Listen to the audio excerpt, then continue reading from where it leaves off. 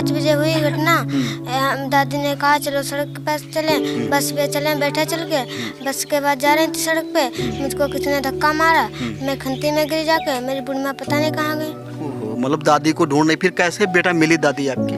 वो साड़ी से पहचाना। साड़ी से पहचान लिया आपने? जब आपने देखा पहचाना तो उनकी सांसें नहीं थी? नहीं।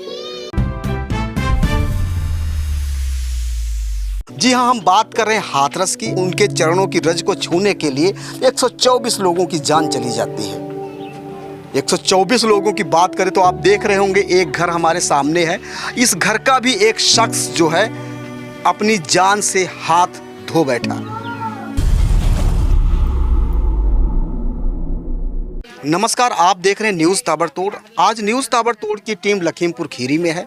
लखीमपुर खीरी का बहादुरगंज गांव है जो गोला गोकर्णनाथ विधानसभा में आता है। दोस्तों, आपने देखा होगा कि 2-3 दिनों से एक खबर जो है सबका दिल दहला रही है और सभी लोग कहीं ना कहीं दुखी हैं, क्योंकि ये मंजर ही ऐसा था जिसे देखकर लोगों की आंखें नम हो गईं। जी हाँ, हम बात कर रहे हैं हाथरस की और एक ऐसे तथाकथित बाबा जो इतनी भीड़ बुलाते हैं, 50,000 से ज़्यादा लोग पहुंचते हैं और उनके चरणों की रज क्या है इसमें मैं समझ नहीं पा रहा हूं। उनके चरणों की रज को छूने के लिए 124 लोगों की जान चली जाती है। 124 लोगों की बात करें तो आप देख रहे होंगे एक घर हमारे सामने है। इस घर का भी एक शख्स जो है अपनी जान से हाथ धो बैठा। जी, हम बात कर रहे हैं बहादुरगंज की। बहादुरगंज में जो है एक माता जी थी, वो सत्संग में गई थी। आज वो हमारे बीच में नहीं है। हम उनकी आत्मा के लिए प्रार्थना करते हैं और यही कामना करते हैं ईश्वर से कि इस तरीके की घटनाएं भविष्य में ना हों। और ये जो बच्ची है, ये पोती है उनकी, इनसे जानने की कोशिश करेंगे क्योंकि ये प्रत्यक्षदर्शी थी। ये बच गई बिटिया, बड़ा मुश्किल से ये बची है। वो सारी घटनाएं बताएगी क्या हुआ था। बेटा, आपका नाम क्या है? प्रीति। प्रीति, पढ़ती हो आप? जी। तो फिर सत्संग जाने की क्या जरूरत पड़ गई थी? छुट्टी थी तभी गए थे। छुट्टी थी जी। तो मम्मी पापा से पूछा था या दादी ने कहा था? दादी ने भी कहा था, मम्मी पापा से पूछा था, मम्मी पापा हल्ला कर रहे थे। हाँ। मैं जरूर गई थी। अच्छा, तो इससे कुछ आपको सीख मिलती है ना, हमें अपने माँ बाप की बात को मानना चाहिए।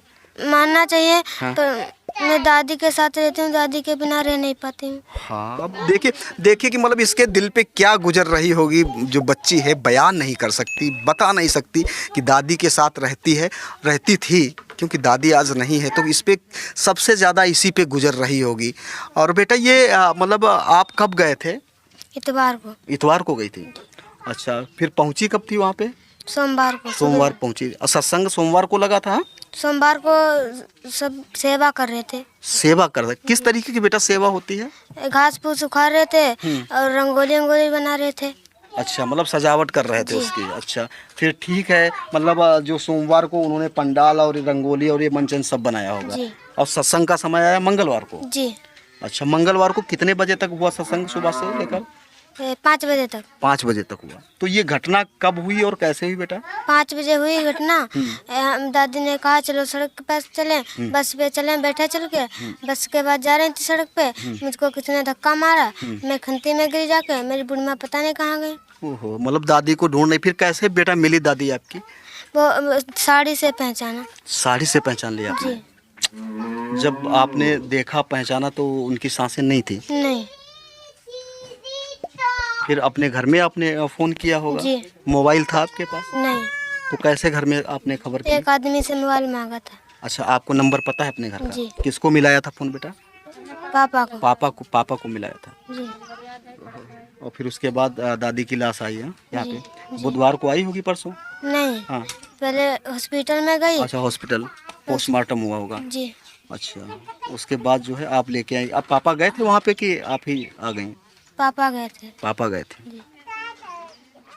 बोलिए, बच्ची के आंखों में आंसू हैं। ये अकेली बच्ची नहीं है, इधर ये अकेली बच्ची नहीं, इस तरीके की तमाम बच्चे हैं, माता पिता हैं और भाई बहन हैं जिन्होंने अपनों को खोया है। और ये लोग कहाँ से जाते हैं आप देख सकते हैं, हमारे पीछे भीड़ लगी है, यहाँ पे सन्नाटा पसरा हुआ है। और ये सन्नाटा सिर्फ इनके यहाँ ही नहीं अपितु जो 124 परिवार हैं जिनकी अभी तक पुष्टि हो रही है वहाँ पसरा होगा। अपने खोने का गम क्या होता है आप समझ सकते हैं। तो निवेदन सिर्फ यही है, ये भोले भाले जो गाँव के लोग हैं कम से कम इनको शिक्षा की तरफ अग्रसर होना है, स्कूल में जाना है, पढ़ाई करना है, टीचर, वैज्ञानिक, डीएम, एसडीएम, कलेक्टर, इंजीनियर बनना है, क्योंकि सत्संग में जाने से कुछ होने वाला नहीं है। अगर पिछली वीडियो के बारे में आप देखेंगे तो आपको पता चलेगा आखिर ये नारायण साकार विश्वहरी थे कौन। एक अदना सा कांस्टेबल और इतने लोगों में पॉपुलर हो जाता है, आप कल्पना नहीं कर सकते। 124 लोगों की जान चली जाती है। हालांकि भारत सरकार ने प्रधानमंत्री राहत कोष से जो मृत्यु को प्राप्त हुए हैं लोग, उनके परिवारों को जो है 2 लाख, वही उत्तर प्रदेश सरकार मुख्यमंत्री राहत कोष से जो है 2 लाख रुपए की राशि जो है आवंटित की गई है, देने की घोषणा की गई है। और इस परिवार को 2 लाख रुपए मुख्यमंत्री राहत कोष से मिल भी चुके।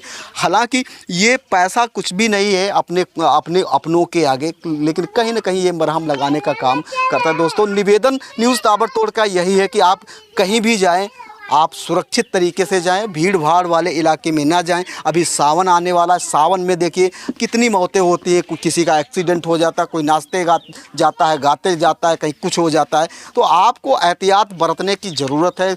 सही लोगों ने कहा कि अगर आत्मा में ही परमात्मा है तो फिर कड़कड़ में अगर भगवान है तो फिर इतना इधर उधर भटकने की ज़रूरत नहीं।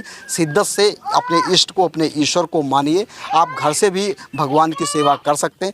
इससे ये होगा कि आप अपने आप को सुरक्षित रख सकते हैं, अपने परिवार को सुरक्षित रख सकते हैं और इस तरीके की जो घटनाएं हो रही हैं नहीं होंगी। आज की वीडियो के बारे में आपकी क्या प्रतिक्रिया है कमेंट बॉक्स में जाके हमें ज़रूर बताएं। आप देख रहे हैं न्यूज़ ताबड़तोड़। कैमरामैन श्रवण शर्मा के साथ मेरा नाम बलवीर कश्यप है। न्यूज़ ताबड़तोड़ में बने रहने के लिए धन्यवाद। जय हिंद, जय भारत।